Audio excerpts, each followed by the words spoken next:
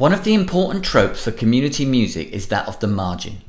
I have highlighted this before through the use of the phrase boundary walkers, suggesting that from such a vantage point, community musicians can take stock of the centre, understand its construction, and dream of going beyond its limits.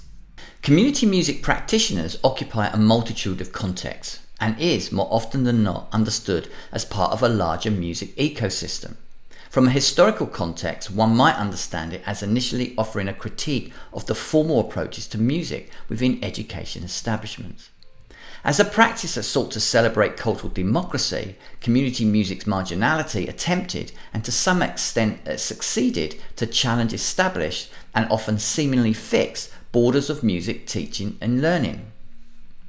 I want to recall the trope of the margin and use it as a strategy to interrogate an article published by Alexander Kurtzwessel titled Daring to Question, a philosophical critique of community music.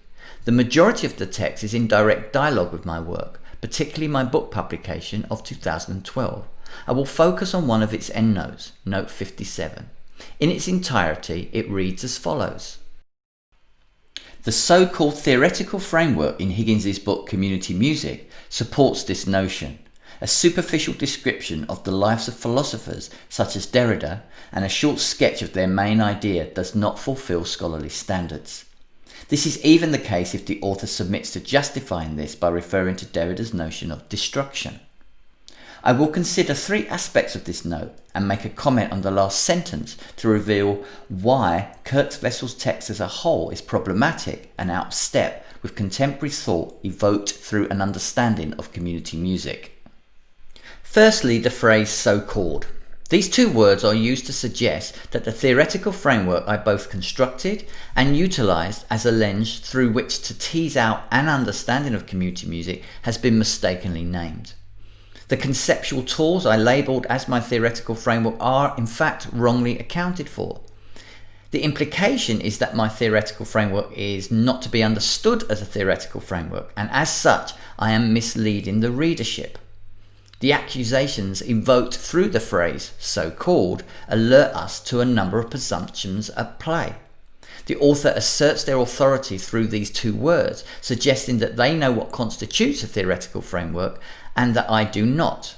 The author has placed herself in a position of power and created a hierarchy of those who know and those who don't. Secondly, the phrase superficial description. Superficiality suggests a surface level existence, appearing to be true until examined more closely. We are witnessing a certain kind of power at work, a superiority located in privilege, that is qualified knowledge obtained through opportunity, and a sense of entitlement, that is I have knowledge and the institute I work for and my status gives me the rights to wield it. Again, the author posits herself in front of me by bringing attention to my deficit. My superficial description suggests at best an undeveloped piece of work, but maybe a complete lack of understanding pertaining to the subject matter. Thirdly, the phrase fulfill scholarly standards. It is a phrase that brings focus to the other two examples I've highlighted. These three words, fulfill scholarly standards, makes the assumption that there is such a thing as scholarly standards, and that the author not only knows what they are, but also has the knowledge to decide what does, and importantly, what does not meet these standards.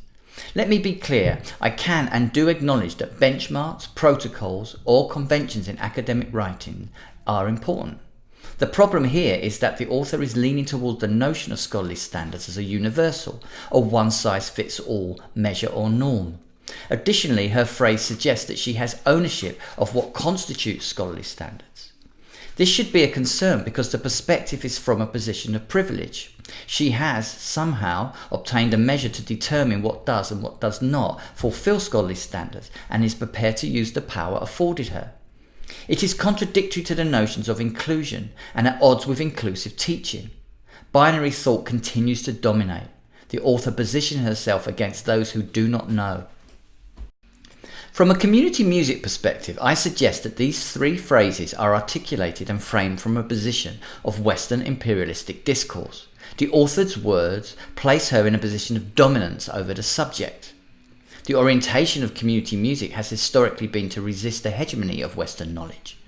Integral within its inheritances and subsequent development has been a resistance to the imposition of institutional authority. When I read Note 57, I detect privilege, power plays, and a sense of entitlement. Not only is this out of resonance with community music scholarship, it also lies in tension with contemporary epistemological diversity and discourses surrounding, for example, feminist thought and decolonization. Finally, the last sentence in Note 57 reads, "This is even the case if the author submits to justifying this by referring to Derrida's notion of destruction. Derrida hasn't got a notion of destruction, nor did he ever have one. As I stated in the book, which is under scrutiny here, Derrida's work is most frequently associated with the term deconstruction. Following this example, though, I cannot help but wonder what Kirkvessel's scholarly standards are, what they entail, and how they might be measured." As a frame to her article, a paragon that offers supplementary material, Note 57 functions to support statements within the central text. Highlighting the construction of Note 57 has revealed an approach to scholarship that closes down constructive dialogue rather than opens it. The author's positionality does not make room for two-way traffic. There is a hostility that closes the conversation and pits one against another. Understanding Note 57 in this way might alert us to certain attitudes and thought processes that have been imbued when writing the article. In this instance, the parameters, the margins of the work, point both inwards towards the text itself and outwards beyond the text's structural limits. By carefully considering Note 57, the imposition of a certain kind of knowledge is decentered, as is the underlying values and attitudes that informs the way the author thinks. If we allow the edges to break away, then Note 57 disseminates throughout the wider text, revealing the divisive nature of its arguments and the problematics of duality thinking. Note 57 is a direct challenge to the broader arguments put forth in the text as a whole, and might also serve as an orientation of how future writings of the same author might be considered. As a diverse tapestry of practices, community music takes place in a multitude of contexts, and as a mode of critique, it can bring a particular kind of discourse to the scholar's table. If community music is to grow and develop, then robust interrogation, emulating from scholars who work in different disciplines, is vital.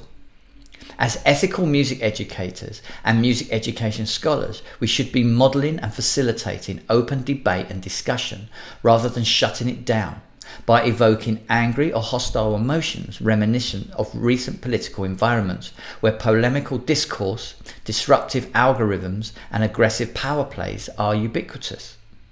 In community music, this can be achieved through an understanding of the context through which practitioners engage participants and the dispositions that lie behind their motivations to lead or to be involved. Powerful critique is needed, but this can only happen if the literature is read carefully, practice is understood, and sensitivity is given to the ethos that drives the many practices associated with the name community music. Thank you.